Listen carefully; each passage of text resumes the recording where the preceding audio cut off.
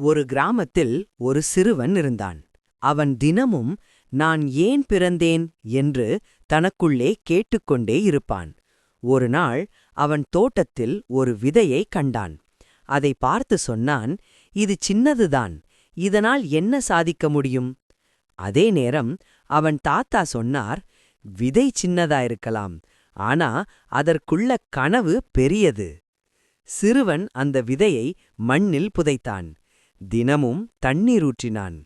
சில நாட்கள் எதுவும் நடக்கவில்லை. அவன் மனசு உடைந்தது. நான் முயற்சி செய்வது எல்லாம் வீணா என்று நினைத்தான். ஆனா ஒரு நாள் காலை மண்ணை பிளந்து ஒரு முளை வெளியே வந்தது.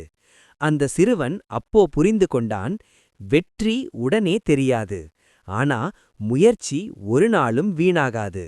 அன்றிலிருந்து அவன் விதையை வளர்த்தான், தன்னை கூட வளர்த்தான்.